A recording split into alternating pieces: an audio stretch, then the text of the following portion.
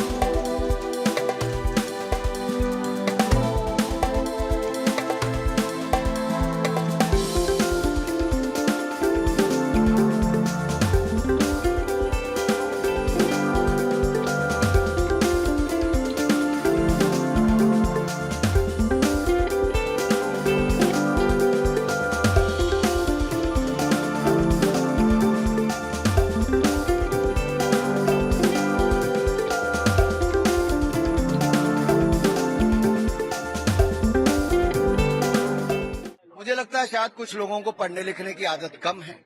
वो अपने समय के आंकड़े देख लें और एनडीए के समय के आंकड़े देखें, बड़ा अंतर है। हमने अनएम्प्लॉयमेंट रेट को बहुत कम किया है, रिकॉर्ड स्तर पर कम है, और लगातार रोजगार स्वरोजगार के अवसर बढ़ाए हैं। करोड़ों लोगों को रोजगार हमने दिया है, स्वरोजगार के अवसर दिए हैं और आगे भी देंगे। मैं इसलिए कहना चाहता हूँ, राहुल गांधी जी बाहर जाकर केवल भारत को बदनाम ना करें। जो दुनिया का विश्वास भारत में बना है, सैकड़ों नहीं हजारों लाखों करोड़ रुपए का निवेश भारत में आ रहा है।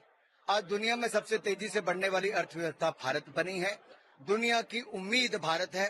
ब्राइट स्पॉट अगर दुनिया भर में कोई है तो भारत है। तो उन्होंने ये भी बोला है कि अमेरिका में बोला है आरएसएस का जो आइडिया वो एक ही है, बीजेपी कांग्रेस का आइडिया अनेकता में एकता है। और वो हमने इनकी मोहब्बत की दुकान में नफरत का सामान बिकता देखा है। 84 के दंगों से लेकर अब तक जो फसाद और नफरत कांग्रेस फैलाती है, देश उससे वाकिफ है। सर उन्होंने ये भी बोला है वो कॉन्स्टिट्यूशन को बदलना चाहते हैं बीजेपी। देखिए, सबसे ज्यादा बार संविधान में संशोधन किसी ने किए तो कांग्रेस ने किए।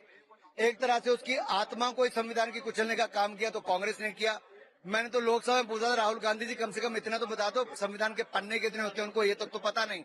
और जो संविधान की वो कॉपी लेकर घूमते थे ईसीबी की, उसका प्रीफेस और फॉरवर्ड, उसकी प्रस्तावना जिन्होंने लिख ली है, गोपाल शंकर नारायण जी ने और वेणुगोपाल जी ने, ये दोनों सुप्रीम कोर्ट के सीनियर एडवोकेट हैं, और दोनों ने लिखा है कि इस देश में अगर काला अध्याय कोई था तो इमरजेंसी था।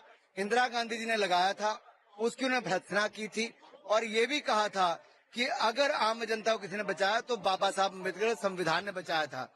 तो राहुल गांधी जी कम से कम प्रीफेस फॉरवर्ड तो पढ़ लो जो लिखा है। सैम पटोड़ा ने बोला है कि राहुल गांधी पप्पू नहीं है, वो एजुकेटेड है और बीजेपी उनको बदनाम करने में लगी है। ना जाने सैम पेट्रोडा जी राहुल गांधी जी को पप्पू क्यों कहते हैं या ऐसा क्यों सोचते हैं। हमने कभी नहीं कहा, हमने तो यही कहा वो प्रतिपक्ष के नेता हैं, अपनी जिम्मेदारी को समझे।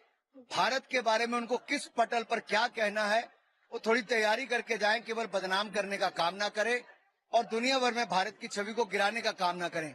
एक और, पिछले 10 वर्षों में मोदी जी के नेतृत्व में भारत का मान सम्मान पूरी दुनिया में बहुत बड़ा है। दुनिया भर में भारतीय कहते हैं हमें गर्व है कि हम भारत के नागरिक हैं, लेकिन राहुल गांधी जी हैं विदेशी ताकतों का सहयोग लेते हैं, चुनावों से पहले भी फंड भी लेते हैं, और जो शत्रु देश हैं उनसे भी सहयोग मांगते हैं। तो आप समझ लीजिए कांग्रेस की सोच क्या है। और कांग्रेस के सहयोगी तो संसद पर हमला करने वाले अफजल गुरु के भी पक्ष में खड़े हो जाते हैं।